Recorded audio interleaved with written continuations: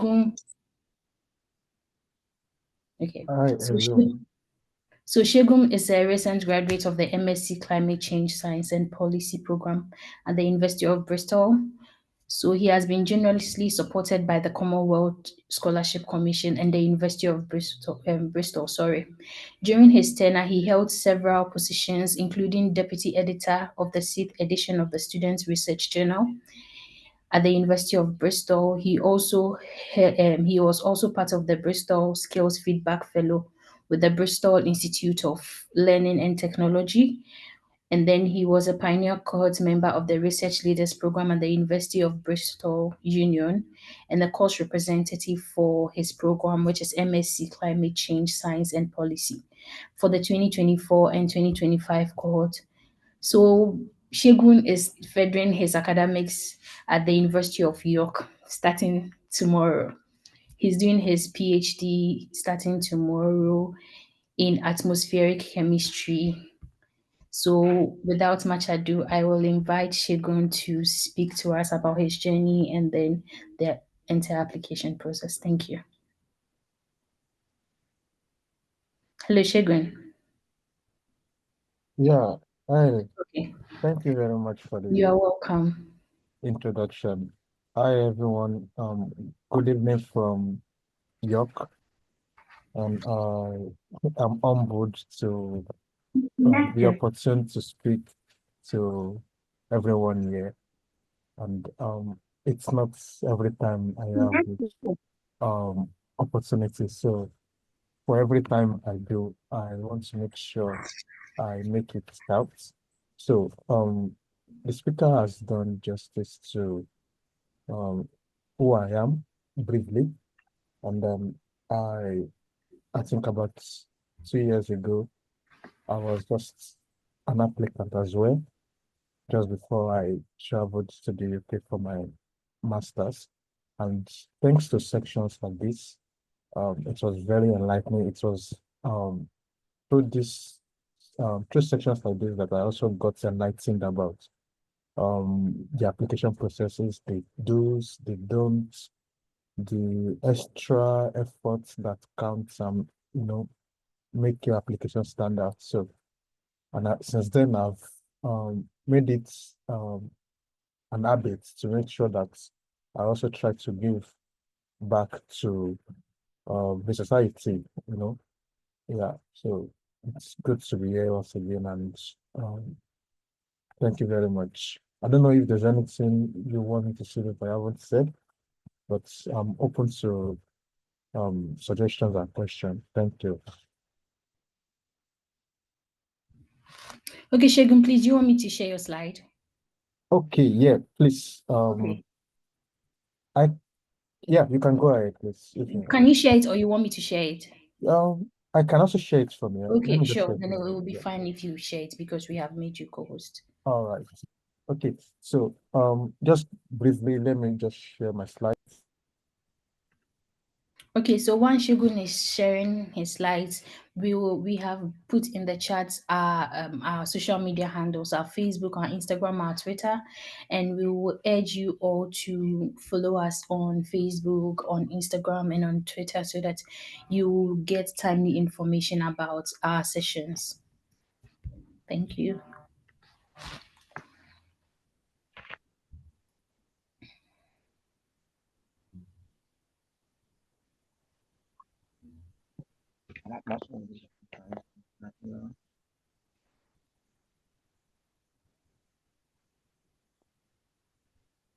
Just let me know once you can see my screen. Can you see my screen? Yeah, yeah, Shogun, we can see the Zoom, but we cannot see this. Okay, we can see the slides now. Okay. So generally, I'm just going to give an overview of the Commonwealth application process itself based on my own experience when I applied. So I do hope nothing has changed now, hopefully. So, okay, so the Commonwealth Masters application process are divided into three. So there's the Commonwealth Distance Learning, the Commonwealth Masters, application process, which is currently open, and then there's the Commonwealth shared application process. So this one that I will be sharing a brief overview about is the Commonwealth shared application process, and it usually opens in November. So it opens in November.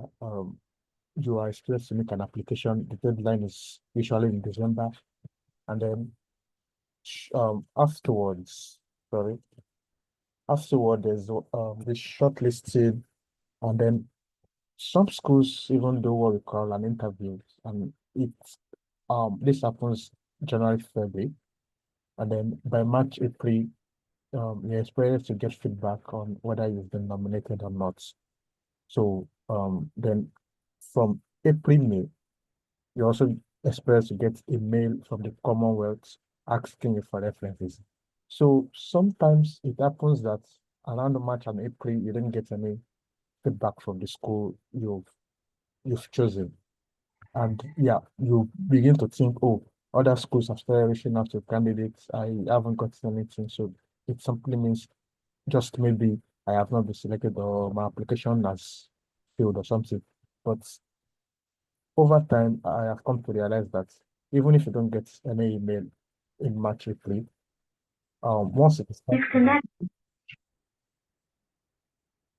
once it's time for the references in April, May, and you don't get anything, that is when you can then write yourself off.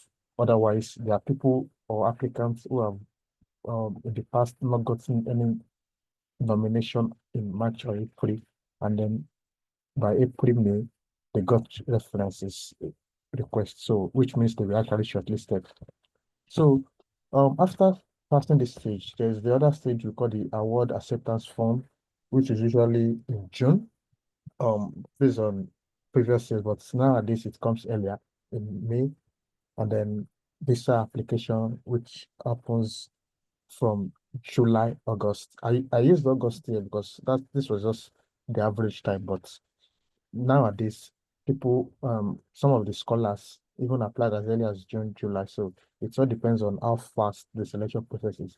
And then typically most studies commence is September, October. So that is just like an overview of the timeline. And like I said, this is Commonwealth shared application. They have some similarities with the Commonwealth Masters, but there are some few distinctions. So one of the speaker here can talk more about the Commonwealth Master. So so this was the application link. But of course, most of these links are based on the previous application um from last year. So this is like the overview. If I click on this, for example, it takes me to generally the overview about the Commonwealth shared application process. So you can see this is just everything I need to know about it, how to apply. So you just have to read through all of this. So currently, the application is not opened. However, there's something we call a bidding process from the respective UK schools. So that is what is currently open. So universities have to bid for courses. The Commonwealth then look at the bids and then approve the ones they can approve. So the supporting documentation, advice for basically a whole lot of the um stuff you ask questions on are here. And it's always good to make sure you are very knowledgeable about this whole page just before you even think of working on your essay, because sometimes the knowledge you get here is that extra advantage you actually need. It's not your essay, you understand? So sometimes it's just the knowledge you need here that gives you that extra advantage. So that's that. And I think that is all about general application process. So the other part I just want to talk about, which is where most questions comes from, is usually on the essay part. And I don't know if the host, can I also talk about that now, or will it be later? What exactly, please, Shegun? Yeah, like I just want to briefly go into the essay part, Yes, but yes, you can do that not briefly. even okay. Okay, Yeah. so once you've gone through the other part I just shared, which is you trying to gain understanding about the whole application process itself. The next thing is trying to start the application. So there are some questions you are likely going to be asked based on my experience from previous application. I don't know if it has changed now because things changes, but then this is what I know was asked in previous years, if it doesn't change. So the first question is usually on they call it, sorry, yeah. So they say the Commonwealth Scholarship in the UK are funded by the foreign Commonwealth. This is just an overview. So they expect you to give a development impact statement in 4 parts that explains how your proposed study relates to development issues at the global, national, and local level, as well as your choosing development team and the wider sector. So for those of you that have started the application with on the Commonwealth Masters application, you probably see the same question. Like I said, they're the same. Commonwealth Masters, Commonwealth Shared, same essays, just the application process and the selection process that are a little bit different. So some of the tips I tend to share is always start from a global perspective of the problem. Just like you are writing a research paper or a dissertation or a thesis, they always say start from the broad and then come down narrow. So use this funnel approach. You know how a funnel looks. So like at the top, it's very broad, but as you go down, it becomes very, very, very, very narrow. That's how you start. Start from the global perspective, then quickly narrow it down to the national and local perspective.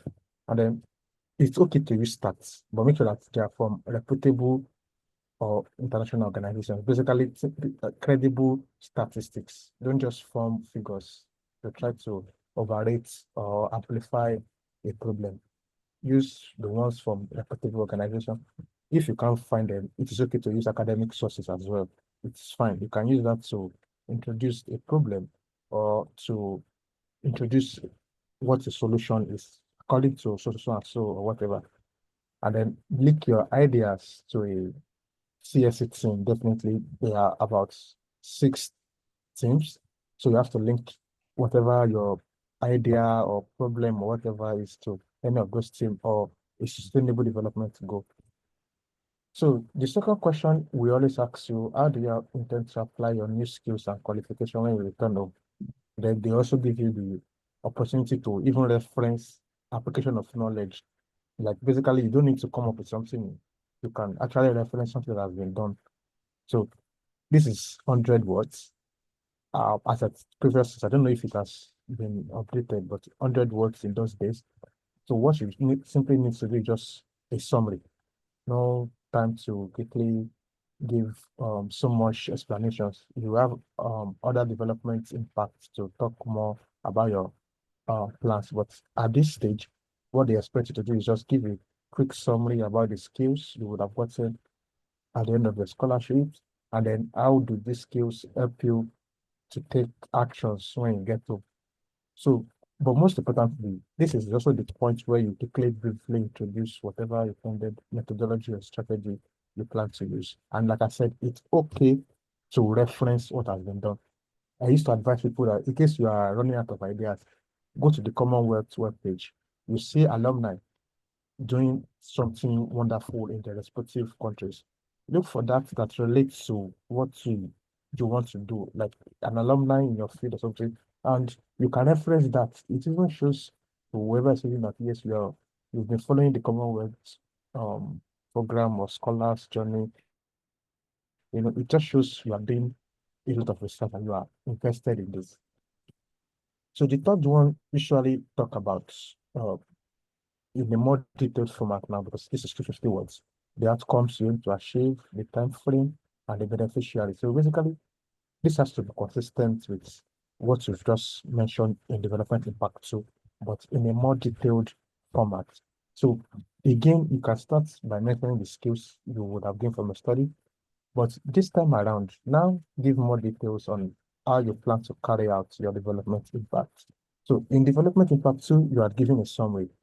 Now in development impact two, you need to now be much more detailed as yeah, you need to now elaborate on the actions you plan to. And that is why they're giving you opportunity to put the time frame as well as the beneficiaries.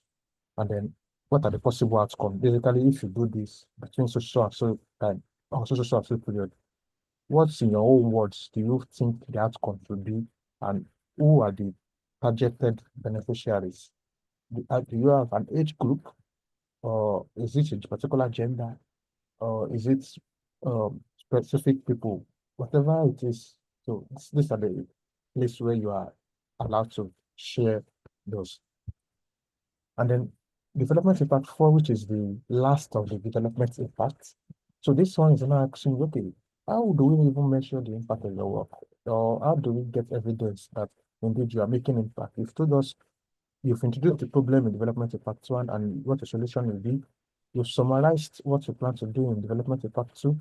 You've provided details in development impact three. Now in development impact four, how do we measure this? Basically, how do we measure all of your impact? So this is where you go. And again, this is 100 words. So basically, it's just a summary of what you think will be used as key performance indicators. Maybe you are planning to use questionnaires, or you'll go into academic and you'll be producing papers, or you'll be training people, you'll be taking records. Whatever it is, there are a lot of ways to, measure impact. So this is where you um elaborate on that and probably even give a reason why you feel this is the best way to measure your impact. Just do something in it. Okay, so based on all of this, you will notice something. There's a form of consistency from development impacts one up to four. Basically, all of them are linked together, and that is where people miss it.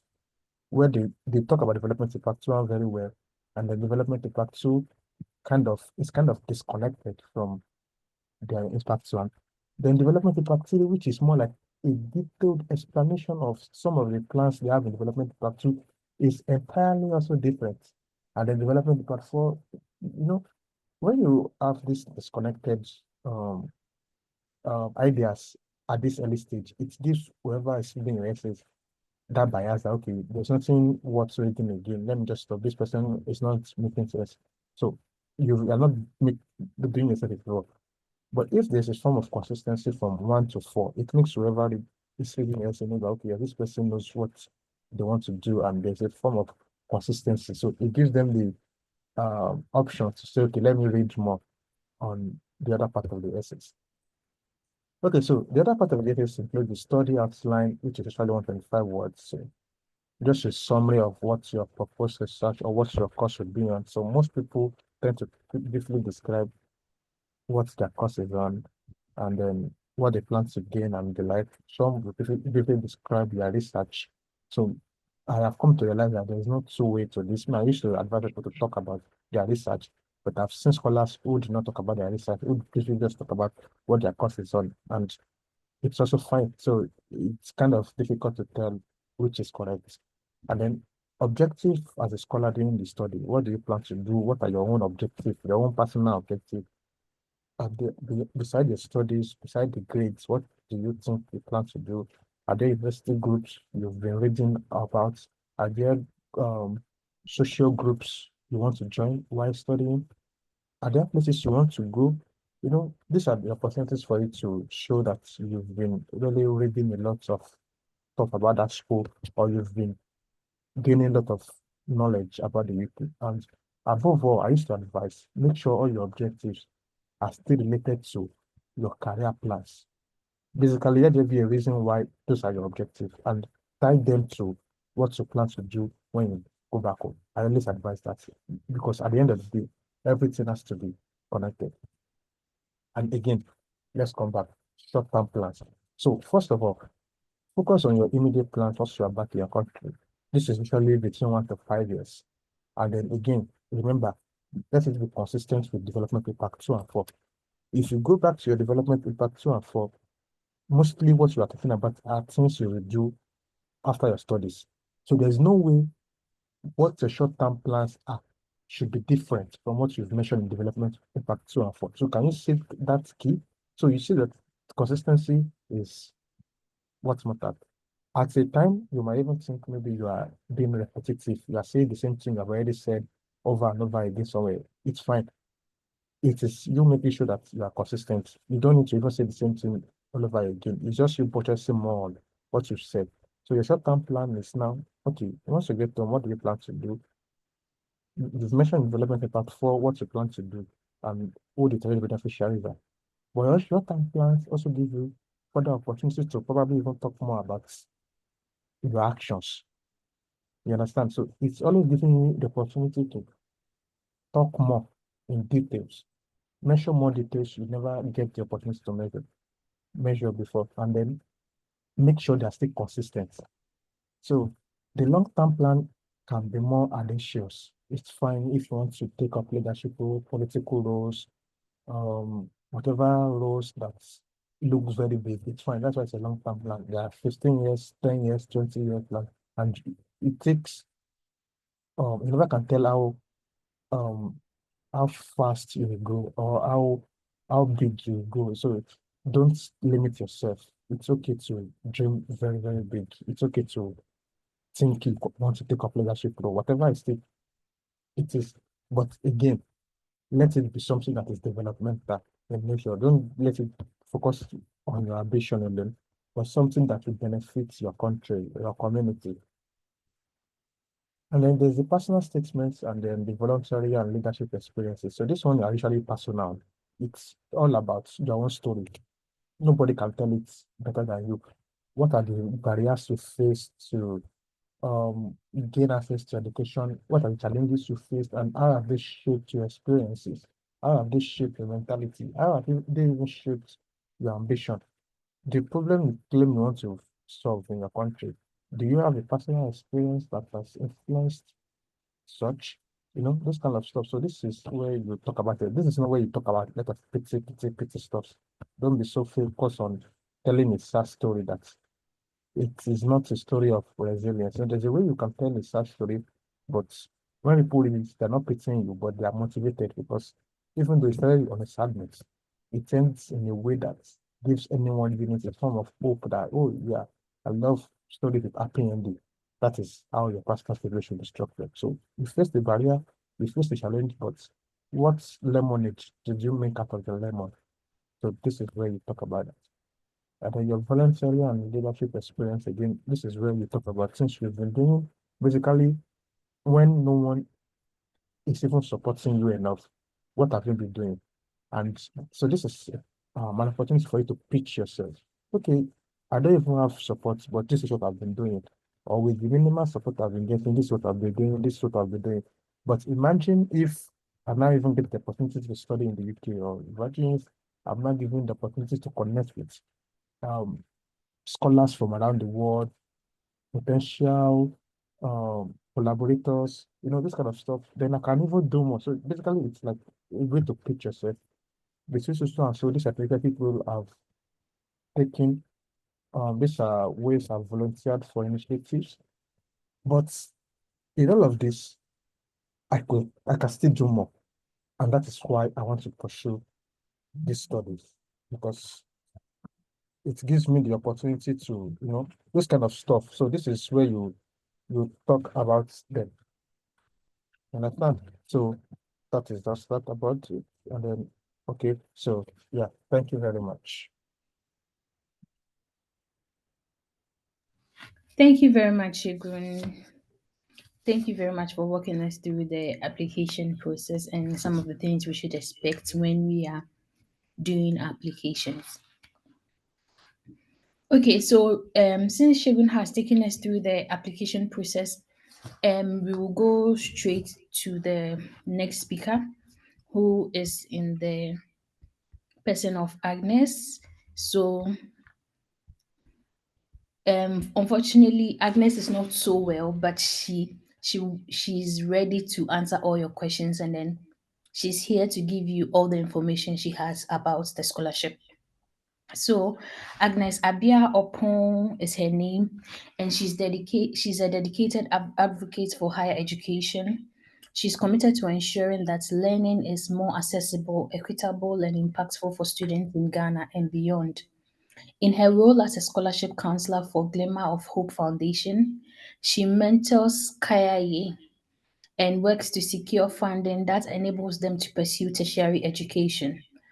As a scholar for the Commonwealth Scholarship with an MPhil in Development Studies from the University of Cambridge, Agnes combines her strong academic background with a passion for social development. She brings valuable insight into the intersection of education, policy, and economic growth, championing equity in higher education and contributing meaningful to development focused dialogue across Ghana. So um we will let Agnes take us through. Please pardon us if you can't hear her so well, just let us know. She's not really feeling so well today. Okay, Agnes, please, you can share with us your experience through the Commonwealth Scholarship. Everyone, good evening, sorry. Good evening. Good evening. Thank you, Helen, for the introduction. I'm very happy to talk to fellow colleagues who are interested in the Commonwealth Scholarship. Okay, so my journey with Commonwealth Scholarship began when I was applying for my master's in 2022. So I think Shegun has covered a lot of things, but then I would reiterate some of them and then quickly summarize the others.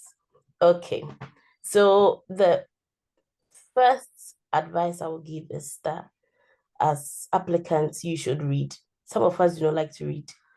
You don't like to research on your own and then read and then find the information. If there are requirements, if there are some necessary documentations you have to get, you don't like to read. But then we should all read and get to know what actually the scholarship entails. Shiguna said all those, the requirements. So basically the Commonwealth Shared Scholarship has got, I was a Commonwealth Shared Scholar, so I'm saying what I know regarding the CSC. So it's got 6 themes, and then each program is aligned with a particular theme. So for instance, I was a development studies scholar. So in development studies, we are aligned with promoting global prosperity. And then other programs are aligned with other themes. So whatever what your essays have to speak to, whatever you want to say in your statements, they all have to be aligned with the theme. And then also with an SDG. So Commonwealth Shared, we always believe that we are working towards sustainable development. So the SDG goals, I think you've got to have 3 SDG goals that you write and tone whatever you want to say towards those lines. Yes. So in completing the form, I would also talk on the essays because I think the essays is what is quite a big challenge for all of us. So with the essay, the first one, development issues. Explain how your proposed study relates to development issues. Every application has got a research proposal. So with your research proposal, how is your study going to impact a development issue? So if you are looking at, let me talk from the social science perspective. If you want to look at something related to political violence, or you want to look at something related to illegal mining, you want to look at something related to crime, how is it related to development as a whole? So over there, you speak in relation to that. And then you connect it to the wider theme. The theme I talked about, mine was promoting global prosperity. I will relate it with that, and then also relate it with the SDG theme. If my SDG theme I'm looking at is no poverty, whatever I'm writing should have these features. They should have these features highlighted in the statement. And then the second statement also talks about how you apply your skills. One thing we should know about CSC is that you are supposed to go home after your study. So after you've been trained, when you get to your country, how are you going to impact your country or your community or the people around you? So they would like to know, if I fund you, how would you help your community? So I would suggest you think very big. CSC understands you may not even achieve this goal, but they want to hear you say it. Okay, I would set up a foundation. I would do this. Maybe you are thinking about creating awareness on STEM education. So set a foundation. We will do this. We will do this. We will sensitize locals, and it should be consistent with your research problem, with your theme, with your SDG goal. Just talk big. Talk big, and then you explain how you do it also. So maybe you partner with maybe an existing NGO you may know already, or you've been volunteering with. You partner with that NGO, and then you do A, B, C, D, E, S. And then you tell them the impact that it will make, it will make education attractive to children. It will do A, B, C, D. It will minimize violence. It will do, yes. When the reader is reading, the reader is so happy, the reader is smiling. So you can think wild, think big, and write. The third part also talks about after studying, what will change in development? Remember, CSC is about development, sustainable development. So after refunding you, how would you impact development? And then what will change? And then it should be consistent with what you've already said. So if in the second statement, I said, I'm going to set up a foundation, it means it should follow and it will repeat itself. So at the end of my studies, after studying course A, yes, I've said I will set up a foundation, I will do this, I will do that. You are just repeating it, but here you are going into details. Maybe you cite some specific communities you'll be focusing on, or some population that you be targeting your foundation or your project, yes. So it will go into details, and then your impacts and what you will do for these beneficiaries of your project, there will be evidence in this section. So whoever is reading is like, oh, okay, that's wow. Yes. You should write as if you are going to apply for funding for your project. You already have that project in mind. It's not about just the application, but then the project you do after school, you have that project in mind, and you're going to seek for funding to fund that particular project. So write all of them. You can give your foundation a name. If you have subgroups, you title all of them. Maybe you want to do this project, Save the Waters, some catchy phrase. So, the reader is following, whoever is assessing your essay is following all that you are saying. Okay. So the fourth part is how you are going to measure your work. So how will we measure your work? It's just a follow-up question. And you've already said a lot of them in the third question. So you are repeating yourself this time. Oh, because I've said I would set up foundation A, which will focus on this particular group of people in my country. Yes. So with the impact, you just repeat yourself. All the local communities, all the blah, blah, blah. Yes. All the students, they would see the impact. How will people see that? Oh, okay, this is what the person did after school, and this is the impact. You just repeat yourself. If you want to do more research, you want to publish more articles, it would all be your impact. You just repeat them, you just write them there. And then I think the next question is confirm your award objectives and then how each of them will be met. So it's basically, why do you want to study and your impact? Why do you want to study and your impact? So over here, you are just, in summary, just telling them why you think you are the best person to be selected for this scholarship, because we know CSC, they take limited students. So they do not take much students. So maybe you may even be the only student from your country who is a recipient of the scholarship. So among over maybe 200, 300 applicants, why should you be the only person selected? So you have to tell yourself, okay, I was a best student, this was my GPA, this was my CWA, I did this, I did that. And then once getting the opportunity to study, I would impact A, B, C, D, whatever. And then you relate it to sustainable development. These are the key things you want to hear. It should be running in your sentences. Sustainable development, your SDG goal, and your theme. I'll do A, B, C, D, which will promote global prosperity. You're just linking it to the theme, your program, linking it to your research proposal, linking it to your SDG goal, and then selling yourself. You're a brilliant individual, you are oriented, you are this, you are that.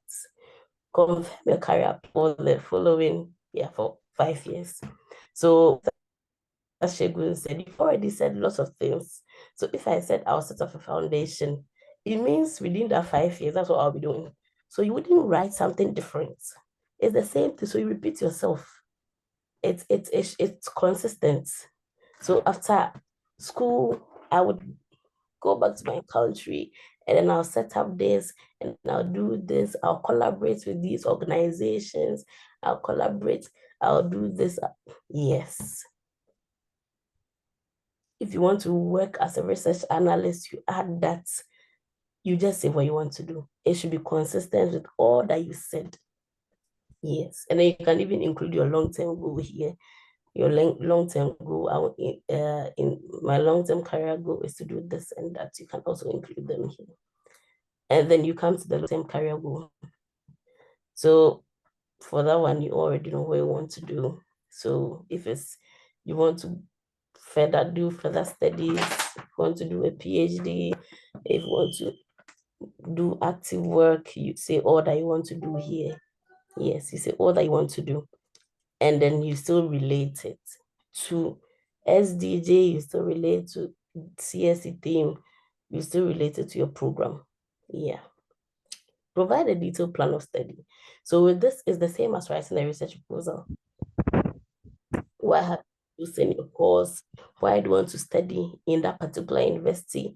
Why do you want to study your program? What do you seek to achieve within that particular program? And your dissertation topic is the same as your research proposal.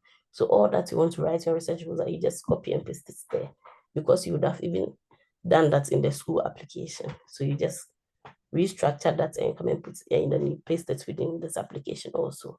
Yes, but then you tow it according to what they have inscribed there. And then we have the personal statements. The personal statement here, it's more of a motivational statement. Yes, it does not include, we've already talked about the research side. Now you talk about you personally. Some difficulties, some challenges you went through. Maybe you went through financial challenges in school, but then you were able to excel, come out with excellent grades. Yes. And then even with that, you've been able to do this and that to help other people. You say all those things there. All the challenges that could have been a barrier in you accessing higher education, but you made it with a bachelor's education, and then now you want to seek a master's program. So you say that here. And then it's even though it will be a sad story, but I should end on a happy note. Yes, that you were able to excel. You had this grade, you had that grade. And then, yeah, you talk about that one also then. And then why it serves as your motivation to pursue that particular program. And then the voluntary activities. So basically, they would really, really like their candidates to be students who engage in lots of volunteerism. You have participated with lots of organizations, and then which have had visible impact on the society. So you talk about those things. Maybe whilst in school, I was this, I was that. I joined this association. We went to this, we did this. We reached out to these people. We went to visit the prisons. We went to the basic schools around our communities. We went to do this, we went to do this. Maybe in your church, you hold this position which has done this, yes, you just sell yourself the things you've done for free. Voluntary activities that you have engaged in, that has demonstrated your ability to lead.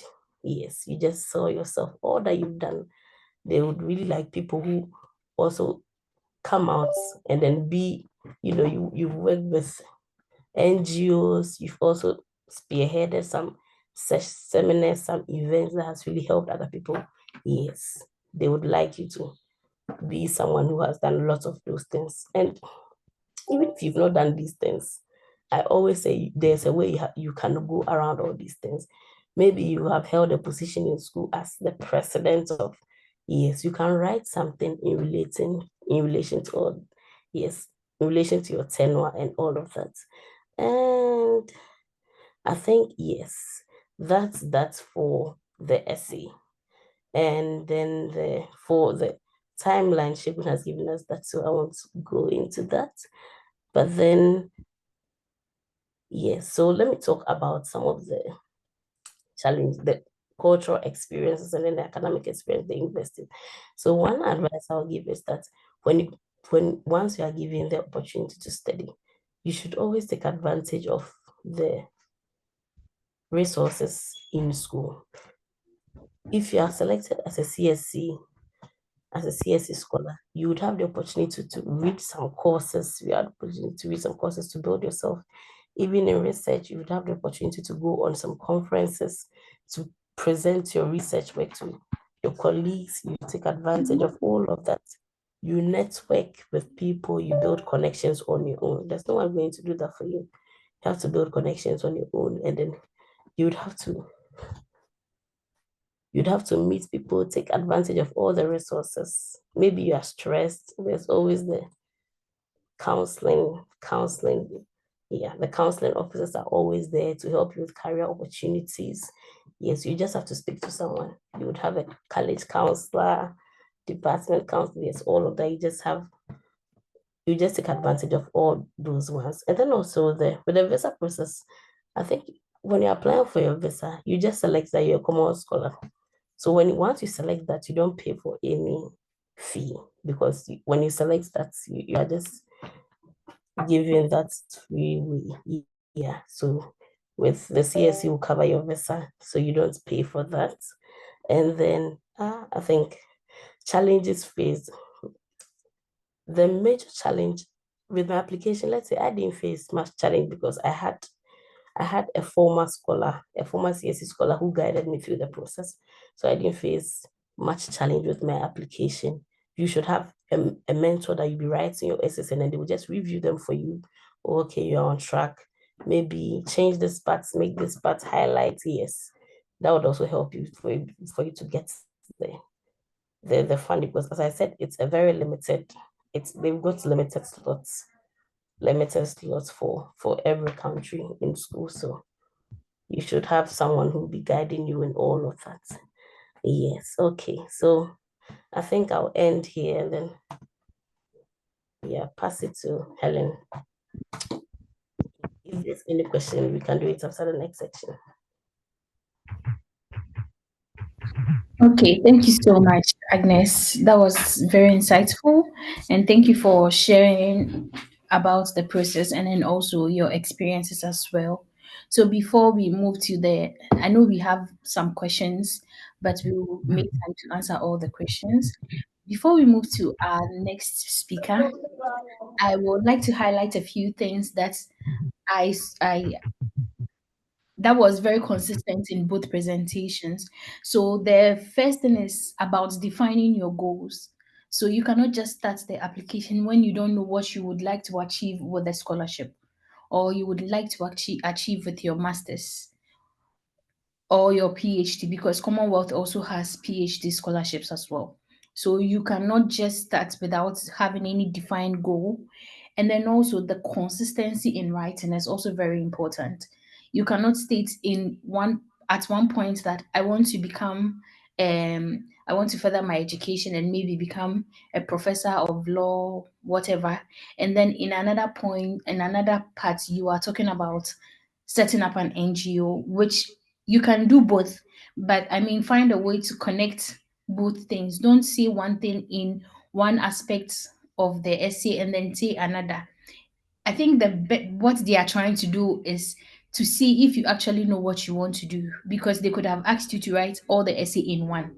But the division helps to know the consistency in all your essays, to make sure that this is leading to this, this is leading to that. So please, let's be consistent in all these things. And then I think the last thing I got from this is the connection or mentor.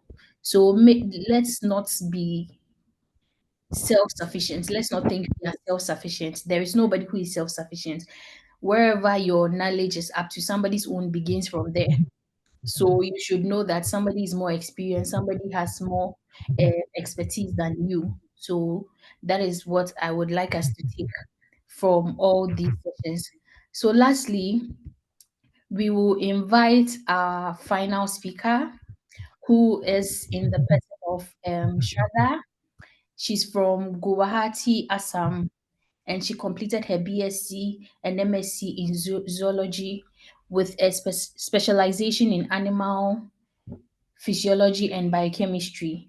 So she has worked as a student intern with the Darrell World Wildlife Conservation Trust in the UK, in Manas National Park, India, and she's currently pursuing her second master's degree in global wildlife health and conservation at the University of Bristol.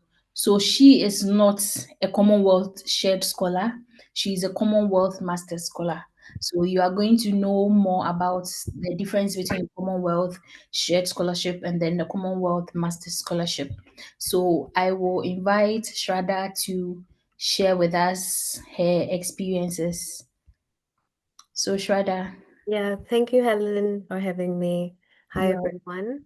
So I'm Shraddha. I'm from India. I'm a Commonwealth Master Scholar, as Helen mentioned.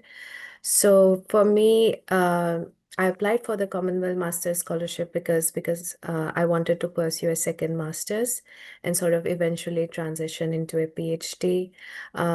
So my first degree, as it was mentioned, was in zoology, but it was during like COVID time, so it was very like online based classes. And given my background, like any biological background, there is a lot of field work or lab based work that you need.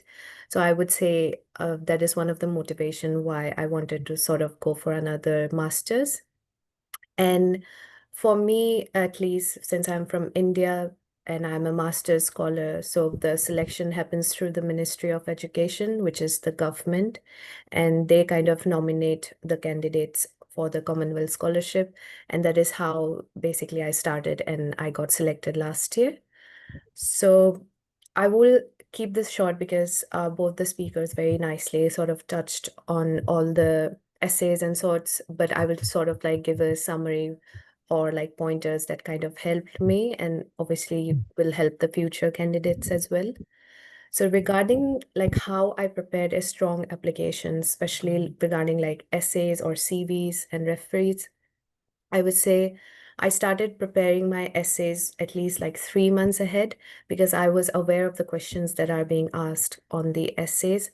So I sort of kind of made sure that I invest more time to refine and kind of correct my essay so it's more aligned with what the scholarship committee needs and is asking. So it's really important to be aware of what's being asked and kind of addressing the answers very correctly instead of just like being vague or not having like clear goals, like it was mentioned by so many speakers like here today. And for CV, I think that's another a very important document that people need to upload. So for me, at least, I selected a very strong template and I sort of designed it for UK context because obviously applying for a UK government scholarship, so it made sense to sort of define my scholarship and highlight my achievements and my educational background using a strong template that is more like focused on like the UK side. And I would say regarding LORs, which is like very important for your application, because I think it can really sort of be a defining, criteria, I would say. So I was fortunate enough to get like very strong LORs, which is letter of recommendations, from my previous university professors. So I got from the head of the department, because I just thought that getting from the head of the department itself is like a good statement, which is not obviously a necessity.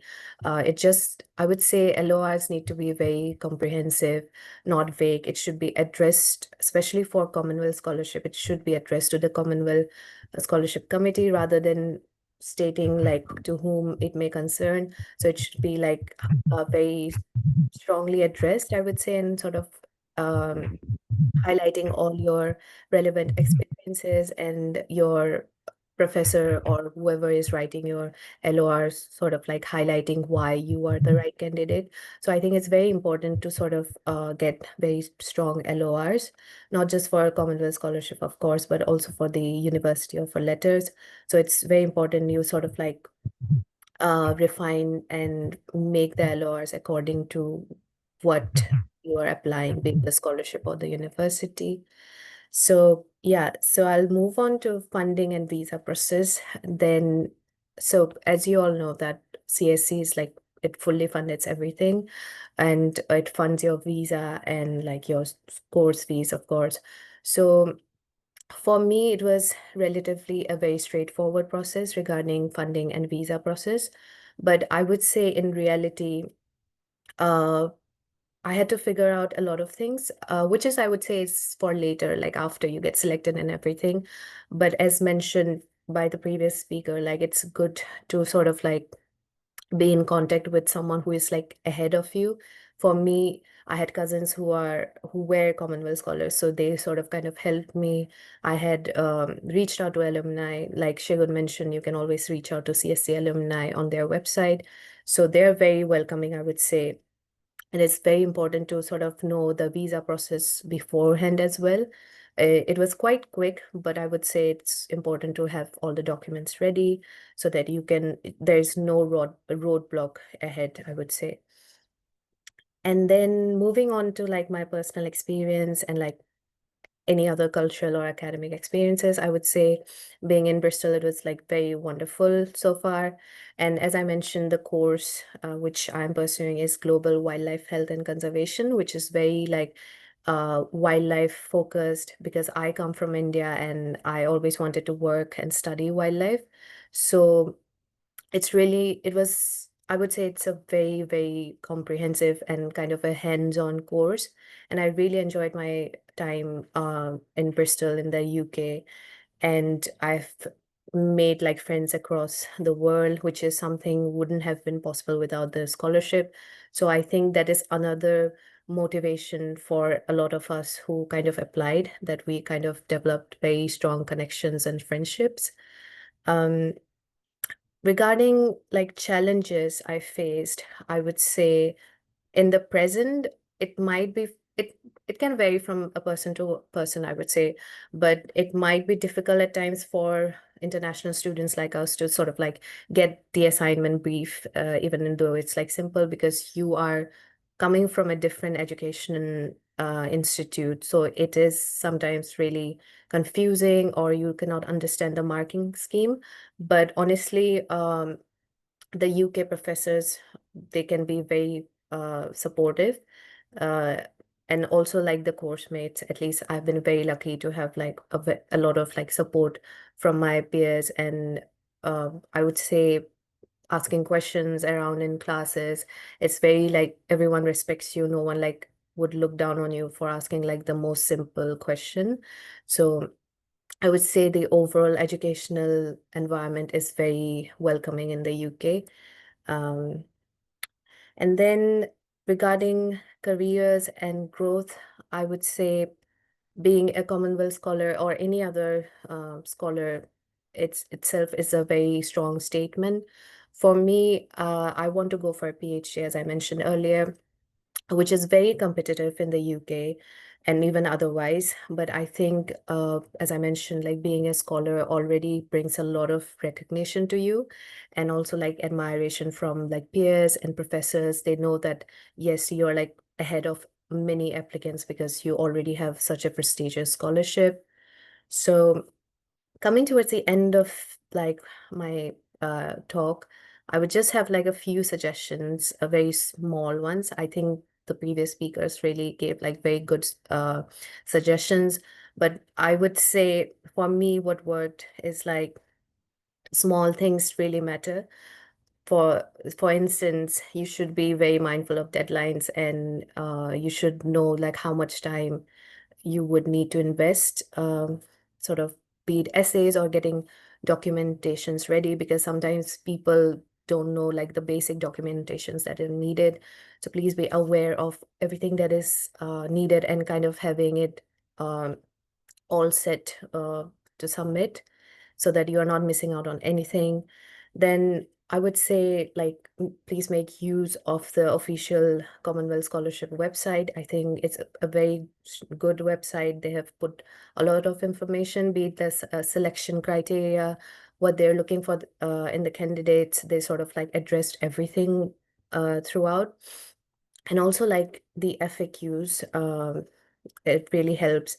Sometimes you would think the questions you need to like ask someone, but if you actually go through the FAQs, there are a lot of like questions that has been already addressed by CSC itself. And yeah, I think now the at least for India, it has opened the portal. So it's like people are already sort of like working on their essays and sort of like refining them, trying to get offer letters, trying to get all the documentation ready. So it's very important to sort of like have a pace and not like stopping midway. So sort of having this like a clear goal and picture. And to add on to like the previous suggestions, of course, it's very important that you align your current goals, your experiences, and also your future goals very properly. So I think that's like a deal breaker. Like they really want to see a candidate who knows what he or she is speaking. So it's really important to sort of like keep all the small things in mind, because sometimes they can really change a lot of things. Sometimes they can be a very like strong, like you might stand out because of those very small things. So I think personally, at least, it's really important to sort of like remember all these things. So yeah, so thank you for listening to me, and thank you again for having me. Okay, thank you very much, Rada. Yeah. It was okay. So we are within time. All these were very insightful, and then I think very specific as well. I know some of you might have some questions. So you before we move to the questions we have put the link to the Commonwealth the Commonwealth web page, scholarship web page in the chat, so you can go through it. You can apply for the Commonwealth shared, Commonwealth masters, or even if you want to do a PhD, you can apply for the Commonwealth PhD scholarship. So whichever one, just as the speaker said, just make sure you read about them. Devote your time to whatever it is that you are doing. Don't just make the application because you want to do it. And one thing about the scholarships, you can apply to as many as you want.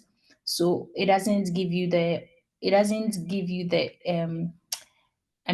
mean that you should apply to a lot of schools because you can, but just do it and do it well. So we will move straight to questions, then we can continue. I will take some of the questions from the chat. If you have any question, you can just pop it in the chat, then we can take it from there. So someone was asking, how do I get the list of schools and courses for Commonwealth Masters? I can only see that of the shared. I don't know if Shraddha would like to help us with that. Yeah, so for thank you for the question. So for masters, you actually don't have like a proper list, I would say. But what you can do is, say you have like 10 universities and 10 courses in those universities that you want to target. So you go to their funding page, because every university will have a funding page on the application guide itself. So you go there and you see whether Commonwealth is like part of their funding, sort of like if they have a collaboration.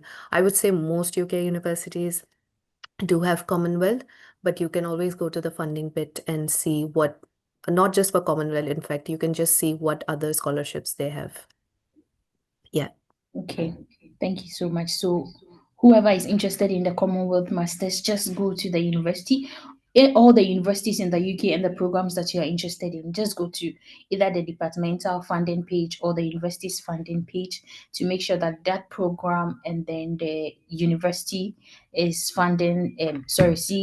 Commonwealth is funding that scholarship. Okay, and another one is asking, do okay. Do we have specific schools? No. And then also, are there a limit to the number of schools under Commonwealth Masters as opposed to Commonwealth Shared Scholarship? I don't know. For the Shared Scholarship, I know there is no limit, but for the Masters, Shada, please, do you mind helping us? Yeah, can you repeat the question? I kind of missed the second bit. Okay, so Joshua is asking if there is a limit to the number of schools you can apply under the Masters and the Commonwealth Masters Scholarship. Let's say if you want to apply to 10 different schools and they are all funded by the Commonwealth Masters Scholarship, do you apply to all 10 or there is a limit? Oh, okay. And now I got it. Thank you for repeating it. So for Commonwealth Master Scholarship, you have the choice of like highlighting three of your choices, like three universities. So you have to make sure that whatever universities you have chosen for the application, you need offers from there to kind of get the scholarship itself. For instance, suppose you have applied to Oxford, Cambridge, and Bristol. So these are the three choices, and the courses will be the same. So it's important to remember that even the course, if it's different, like you got offer for, say, a different course than the one you mentioned on the application, they don't allow you to go for it. So please make sure it's the same university and same course that you have offers for. So to answer the question, there is a limit. Yes, there are like three choices you need to put, like first, second, and third preferred choices. And say for first choices, you didn't end up getting the offer, you didn't get selected. So make sure at least you have like backup. So you at least you get offer letters from second or third. Yeah. Okay, thank you. I guess our questions have been answered. And then also, based on what is said, do we have MSc program for someone who studied economics? For that, I think you should check from the list. What as we said, if you want to apply for the masters, just make sure you go to the programs web page from that particular university, go to the funding page, and then make sure that that program is funded by maybe Commonwealth, or there could even be other sources of funding from that particular program. And then also for the Commonwealth Shared Scholarship, we have sent the link into it in the chats. And then I think it differs yearly. So there might be a program on it today for this year, and that same program might not be available for funding for the next year. So just make sure that you devote a time to go through the web page to see if you get it or not. Okay. So when answering the development plan question, do we mainly focus on proposed program or the specific research? I don't know if any of the Commonwealth shared scholarships speakers can help us. Maybe Agnes or Shigun. Sorry, can you repeat the question again? Okay, so the question was, when answering the development plan questions, do you mainly focus on the proposed program? I don't know what the person means by proposed program or the specific research. Okay, so I would say at the development impact stage, it's fine to just start with the program first because every program has been designed in a way to tackle a particular problem.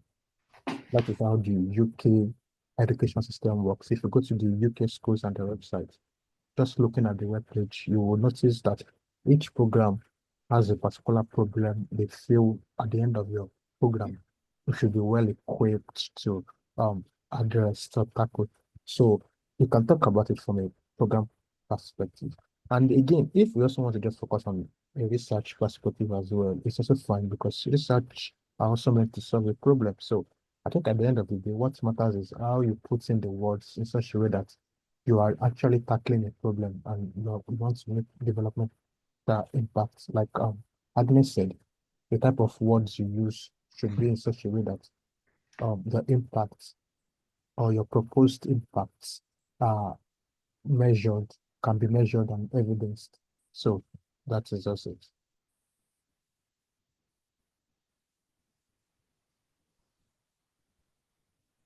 Okay, thank you, Shegun.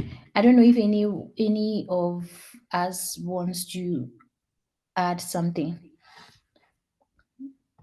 Okay, if not, then we can go to we can proceed with the other questions. So we have here what if my program is a taught course and doesn't require a research proposal? How do I respond to that part of the essay to stand out? Yeah, so I think this one goes to either masters or the shared. If the program, there are some programs that do not require research proposal because they are taught programs. I know maybe Cambridge will ask for research proposal, especially because it's MPhil. But let's say MA and MSc programs might not require research proposal for the university application. So in that case, what should the person do when the person is answering the essay from the Commonwealth, which states which is about the research proposal and then yeah. I can answer that if you want. Okay, that's fine. Yeah. Yeah, so even my course was like mass MSc, but we didn't have like research proposal. But I think what I did and what would be a good thing to do at times is sort of like having like a broad idea what you want to pursue. For me, I was very focused on human wildlife conflict, as I mentioned. So I kind of highlighted that whenever I will do my dissertation, it's not obviously a necessity, but I already sort of had a research question that I want to kind of address during my dissertation. So you can sort of use that approach as well. And in the end, it's really important that you know that if you're going for a master's and you will do a dissertation, you sort of have like at least like a vague idea that what you want to pursue. So rather than like highlighting a very strong research proposal, because most MSc do not like need it, but for MPhil, you sort of kind of need to have like an outline. But for MSc, you can sort of like just state your interest and make sure that those interests are sort of attainable while you're pursuing your MSc. So sort of also having that connection with your interests and the course you want to pursue. Okay. Thank you very much. Yeah. And then one person asked, is it like a divisional application? As in you apply to the school of interest first, then you apply to the scholarship.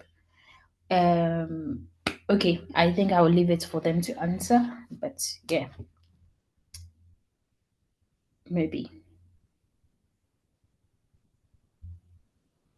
Or maybe I can take it if nobody's answering. So for the shared scholarship, I'm sure it's the same for the master scholarship. You have to apply to the school first before you apply to the scholarship itself. So the scholarship deadline and the scholarship timeline is usually different from the university timeline. So one mistake people do is that they wait for the scholarship to open before they begin to apply to the scholarship, forgetting that they have to apply to the university as well. I think the only exception I know is the University of Exeter. I don't know. That is what I know. That they usually ask you to just apply to the scholarship, and then if they give you a go ahead before you need a go ahead before you make an actual application. No, you need a go ahead from the university before you make an actual application to the scholarship. But for the rest of the schools, just make an application to the university.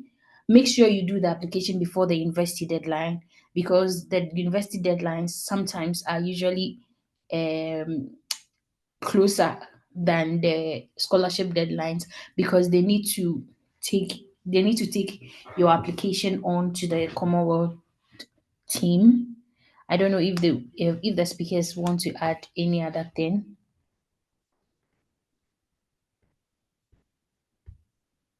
Okay. So Shada, one person said he's interested in the PhD. Can you okay. Centered around masters. Thanks for your time. Okay. Charles is asking if you can mentor him for a PhD. I think that one is at your own discretion. Yes, it isn't. Yeah. Yeah. Yeah. So, hi, please. I noticed that the CSC website, that they are nominating agencies. How does the nominating agency work here in Ghana? Nominating agency for shared scholarship. I don't know. But for Agnes and Shagun, I don't know if you came across any nominating agency for the shared scholarship. I think for the shared scholarship, we do not use nominating agents. I don't know of others do, but I did not use nominating agents. I just applied on the CSC website. Yes. I'm sure maybe there are maybe others use, but I'm not sure. I'm not certain. I'm sure once you read the how to apply, you read the information there, you surely see it. But I didn't see anything like a nominating agency for shared scholarships. Yeah. Okay, thank you. Because for shared scholarship, I have not come across anything like nominating agency. Maybe for master scholarship, Yeah, because but Helena, the person was asking in relation to Commonwealth Masters Scholarship that okay, yeah, that okay, they are nominating agencies per countries. So I think I've shared the link in the group. okay, The person can just pick it from there. So each country has like agencies that run it. So Kenya, I mean, all the countries that are part of the Commonwealth, they have their specific agencies. Some of them are charity organizations, some are like think tanks, etc. So they have their own agencies that nominate people. I think 2018, one of my friends used such nominating agencies in Ghana and was able to get to Birmingham. So if you click on the link, you can be able to find a nominating agency for your country. So if it's Ghana, you see the nominating agency, the steps and processes involved in that would be clearly there, their email, their contacts, their office, their website, etc. Can reach out. They also have deadlines and timelines they work with. yes, yes. So for the Commonwealth Master Scholarship, I think Shwada even made it said in her presentation that she was nominated by the Indian government. So definitely it is for the Master Scholarship, but for the Commonwealth Shared Scholarship, there is nothing like a nominating agency. Yeah, So I think I can add to that. So, okay, yeah, so I think for shared, it's like the university sending the nomination to the CSC. Like the universities the candidates will be applying to. And for masters, as I like you mentioned, the usually it's the government, the educational government for all different countries, and it may be some other organization, but usually it's like the government. And I think it's also important because I think I didn't mention this, but it's most of the nominating agencies, they have their own deadline. So it's really important to sort of remember that you have a CSC, which is the Commonwealth deadline, and also the nominating agency deadline, because a lot of people I have seen, they don't know that you need to apply to both. So at least for India, and I believe for most other countries, you need to apply to both the portals. Okay. Okay. Yes. So there's this question and then I don't think you have to you should have you should have an offer in the university before you apply to the scholarship. But before you can get the scholarship, because if the university hasn't opened yet and the scholarship is opened and you want to put in your application for the university, just do the scholarship first. You can do the university later. You don't need an offer in the university before you apply for the scholarship. The only time you need an offer to get for the scholarship is when the award is given to you. You need an offer from the university before you can get the award. That is what that is how it should be. Yeah. About Commonwealth. Okay. Someone asks if they can submit the same set of essays, especially if they are applying for the same program from different universities. If they can apply, they can submit the same set of essays for such in such situation. What do you say about it? Shigun, Shada, and Agnes. Is it advisable to do that? Uh, I'm not sure. Have we got the same programs in the universities? I'm sure each university has got a distinct program. For instance, I think Cambridge does uh, development studies, and there's another school that does I think development management. So they are different programs.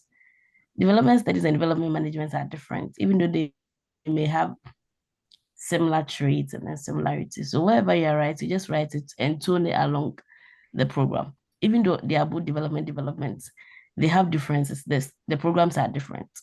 So whatever you write, even though they be the same, they should still relate to your program. If school A has got a different name for its program, you write and tune it to the program's title. And then if your school another school has got a different title, you also write and tune it to that school's program. Yeah. Okay. I don't know if anybody wants to add something, but what I know is that even if the schools have the same programs, they are different. They are definitely under different themes.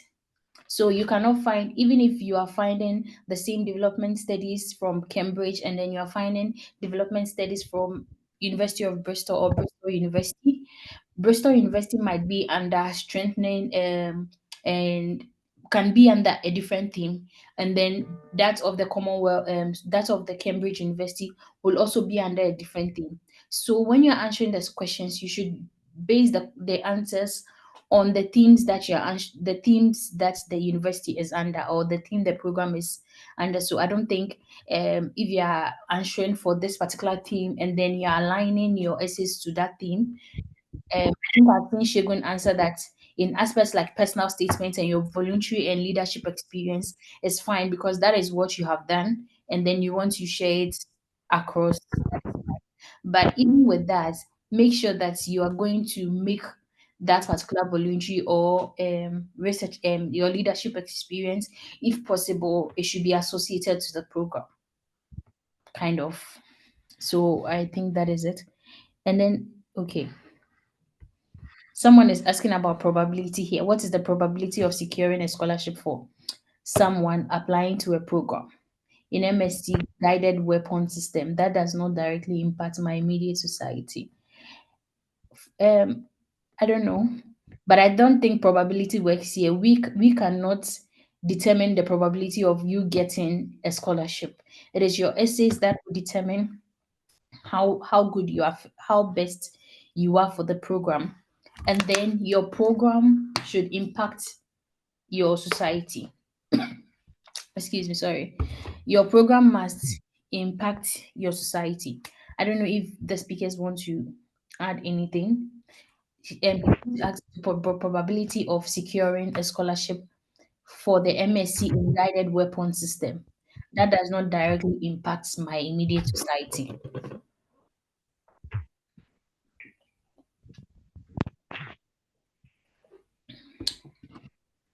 Yeah, Agnes, please I would let me say, take that for us. Yeah, I would say you should look for an impact, because if your research is not impacting your society, I would advise you to undergo that research. You should look for an impact. Definitely, there's a way that your research has got uh, a population that's what impacts them. So you should look for an impact, and then you should link it to how you'll be able to develop that sector. Yes. Okay, thank you. So I think the last question is, what is the best answer for the question, especially for MSc program? Provide a short outline of your proposed study or research. This should be written for an audience that does not have any prior knowledge of the subject and mass. I think this question has already been answered about how to answer your research proposal if you don't have, maybe you do not write your research proposal in your, sorry, in your university application. I think this question has already been answered. The recordings will be made available, but for clarity, you I think Amma said it, and then Shraddha has also said it.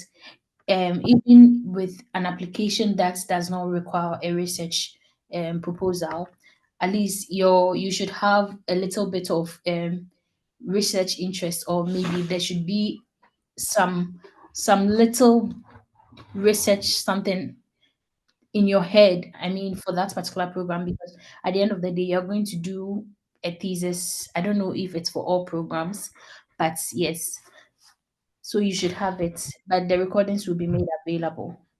That is it. Please, the application deadline is different from all universities. Just go and check from the university's webpage. Don't assume the application deadline for the scholarship is the same, but for the specific universities, please check from the university webpage. You'll find the webpage for the deadline of the university. But for the scholarship, it is the same for all universities.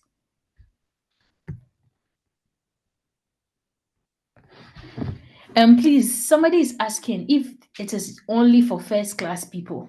Does it mean that if you don't have a first class, you don't qualify, or you don't get the Commonwealth shared or the Commonwealth Master Scholarship? Please, can our speakers help us with this? I would Okay. say it's not a Oh, okay. necessity.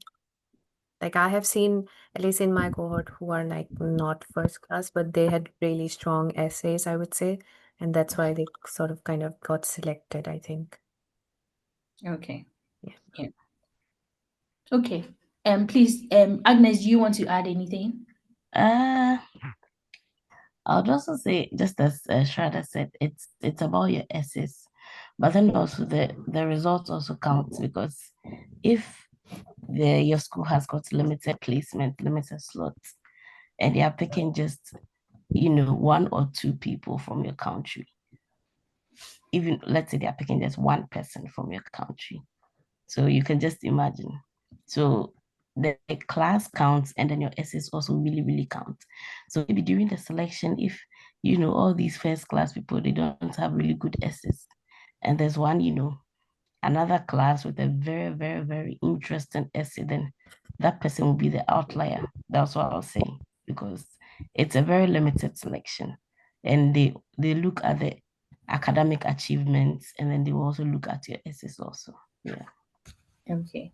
Yeah, thank you. So a first class person can not get, and a second class upper person can get, because the second class upper person was able to outline their interest, and their development plan, was able to plan the essays accordingly with consistency, and then defining their goals clearly. So that is it. And then each university has a number of students that it's taking. So it might be that the university is listed, or maybe the university has about four programs listed for the Commonwealth Shared Scholarship, and then they have just six slots, and they are giving it to six people from the whole Commonwealth nation. So whoever is applying from a Commonwealth nation, let's say if you are having about 3,000 people, or let's say 200 people, 2,000 people applying to that particular university for that four programs, and then they have just 6 slots or maybe 7 slots, it means that it is even possible that 3 people are going to be selected for the same program. It doesn't mean that they prioritize one program than the other. It means that maybe these people have the strongest essays. So that is how it is going to be done. So it doesn't matter your class. It matters, but it doesn't matter so much if you have very strong essays or you are able to clearly define your goals and then write with consistency. Yeah. So for the use of AI, there is no tolerance level for AI in any case. It's not just about Commonwealth Shared Scholarship, it's everywhere. Even in the university, when you get into the university, they will tell you not to use AI, because if you are using AI, I'm using AI, all 2,000 of us are using AI, then there's nothing special about anybody's work. So even if you use AI, I don't buy the idea of allowing AI to write your essays, but AI can actually guide you on how to go about it or maybe clearly define your goals. Maybe, I don't know, we have good people who are able to um initiate good commands. Don't You can try it, but I will not advise it. Yeah. So I think that is all for now. If there are no other questions, I will invite our team lead, who created this consult, Mrs. Amakonedu Brown. She was supposed to take the introduction, but I took it. So she will just share something small before we end the session. So, Mrs. Amakonedu Brown, please, can you please do us the honor? Hello.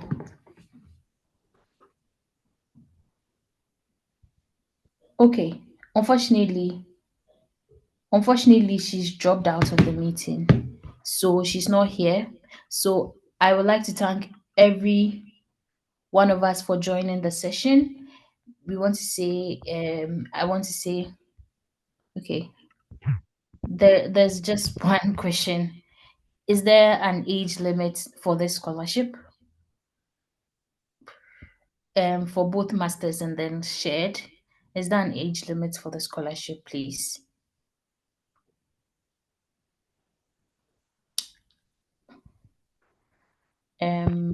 Shraddha? Yeah, so No. from what I'm aware of, I don't think there is an age limit. Okay. Yeah, at least till this year, I haven't seen anything being mentioned on there. Age limit. Okay. Yeah. And for the Commonwealth shared, is there something like 30? I don't know.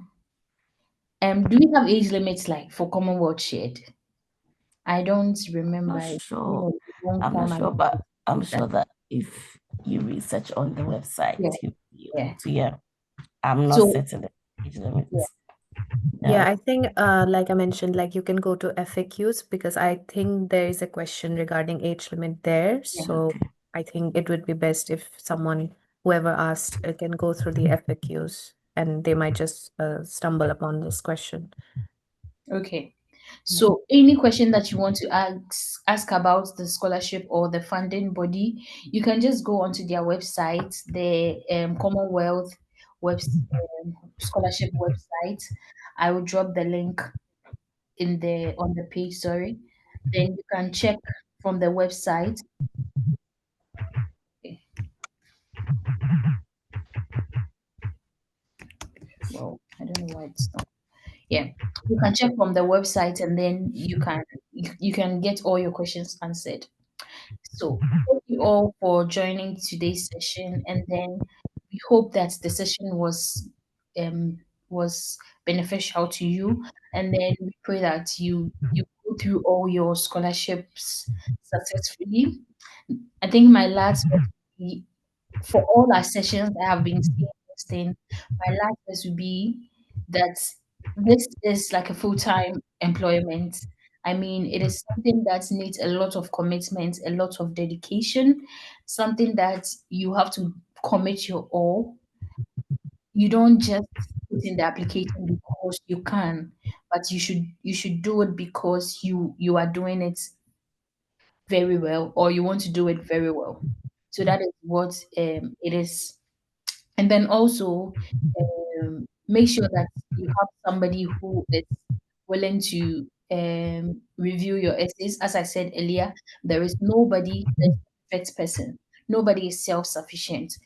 Sometimes you might think you know all, but you read somebody's essay and then you know that the person actually deserved it more than you, because the person has really coordinated their essays very well, being it Commonwealth Scholarship, being it MasterCard Scholarship, which we had last 2 weeks ago, and then the Erasmus Mundus Joint Master's Degree Scholarship, which we had a month ago. We have said a lot about all these scholarships. Not everybody is going to get the Commonwealth Scholarship. Not everybody is going to get the MasterCard Scholarship, and not everybody is going to get the um Erasmus Mundus Scholarship. So I would say that just make sure that you go for the one that you read the requirements and make sure that you're eligible for it. The most painful thing you would do is finish with the application and then later realize that you are not eligible. You could have used that time doing something else or putting in another application. So please don't ignore the eligibility. Somebody will say, "Oh, I know, I pray to God, I am a Christian, I am a Muslim, and I know that God is, I know all those things work." But please make sure that you are eligible for the scholarship before you apply to it, because these people, if you are not eligible, your application will not even be considered in the first place for you to be, maybe it's outright rejection. So please make sure you look at all that. And then we will share the sessions on our WhatsApp pages. If you are not on our any of our WhatsApp page, I will quickly share some of the link to some of the available pages, because we have like 10 pages. And please make sure you don't join more than one of the page. You just have to join one, because everything is shared across all the pages. So I will just share um let me- let me- okay. Sorry, I'm trying to use my phone.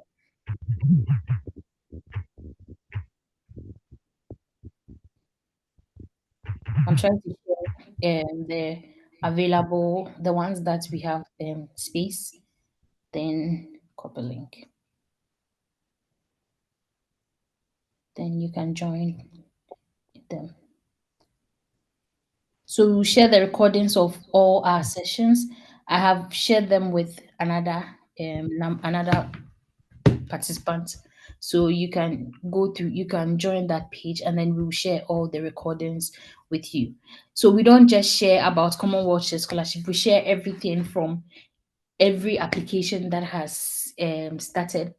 Sorry, everything in application from graduate assistantship to PhD to all the scholarships, and then all the universities that have openings. And there are some universities that immediately you are even admitted, you get funded, especially for PhD students. So that is it. We share all that. I want to see if okay. So we will end the session. I would say all the best to for all your applications. I pray that each and everybody's dream becomes a reality, because if it does, you really be proud of yourself. So just put in the work. It's Don't think about all the stress you have to go through. Just go through the stress now, and then at the end you become successful. Okay. So if Shada has anything to say, maybe her last words. If Agnes has something to say, her last words, and then if Shegun, I don't know if it's possible for Shegun to say something because he's not in a good position now. But if anybody, if you want to share the last word, Shada, do you want to share some last words with the Yeah, yeah. Firstly, thank you again for having me. I think my like personal suggestions be mindful of like all the deadlines associated with applications regarding scholarships, and be, like organized. I'm not saying anyone here is not organized, but um, it's very easy to sort of like lose track of time and kind of panic or kind of judge ourselves or demean ourselves. But it's really important again to sort of having a very positive mindset that yes, if so many people got it, you can also get it as well. But what's also important is putting that effort, uh, having that belief sort of transform into those essays, those development impacts, kind of everything, aligning everything. And this really helps when you're, organized, you have your documents ready, you know what you will write, you know what you need regarding all that to meet all the deadlines. So I would say, yeah, be organized, be mindful of the timing, and also, yeah, have a very positive mindset during the process of application. Thank you, Shraddha. Agnes, please, do you want to share some last words with us? Okay, so I'll say thank you for having me to speak to our future applicants. And then I would say that if you'd want to apply for the scholarship, you should not think that, oh, the deadline is very full of time. As you have seen, there's lots of work with CSC, there's lots of essays, there's a lot of things. It can become overwhelming, but then once you are writing from your heart and not an AI, you are writing, pouring yourself into the essays. Once you finish writing, you even be proud of yourself. Like, this is what I wrote. So inspiring. Yes. So you should just pour your heart in your work, write your essays, submit your applications, and then you just hope for the best. And then, as Helen said, you should also consider other scholarship opportunities. You don't put your eggs in one basket. So, for instance, when I was applying to my school, I applied for a program that had opportunities, scholarship, other scholarship opportunities. So I didn't apply for just CSC. I applied CSC and another funding so that in case I didn't get CSC, I will get the other funding. Yes, and then I go CSC instead. So that's how it is. So you should choose a program that would let you gain the opportunity to even apply for multiple funding so that if A doesn't work, B will work so that you can be able to pursue that particular program of choice that you want. Yes, so you should always consider other funding in addition to CSC also. Okay, thank you so much. Okay, thank you, Agnes. Shigun, please, are you in a good position to give some last words? Yeah. Okay, that's fine. Yeah. So thank you very much for hosting us. And yeah, like Shata have said, it's good to just plan ahead. I know the Commonwealth Masters is currently on, and there's still a lot of confusion, but one thing I always advise is use the Commonwealth Masters to also prepare for your Commonwealth Shield. Basically, the essays you are writing now are also what you should plan or hope to improve upon for your shield. Despite the temptation to repeat same essays for all applications, it's always a good practice to try as much as possible to improve on a previous submission and just keep tweaking and keep adjusting to each and every submission you make is very, very specific to that program. So that is what I can say, and all the best. Thank you. Okay, thank you to Shigun. So all the best to everyone here. And then I know because it's overwhelming, it's work and all that. GS Consult is also here for you if you want any of our services. We have proofreading services, we have CV services. So all your applications should be, we take all your let me say your experiences, and then we draft them into good essays and then good CVs for you. So if you are interested in any of our services, you can contact any of the admins on the page, then they can help you with it. So thank you very much for joining today, and then we wish you all the best. Thank you, Shigun. Thank you, Agnes, and thank you, Shraddha, for doing us this honor. Have a wonderful evening. Bye bye. for that. Thank you, Helen. Bye, everyone.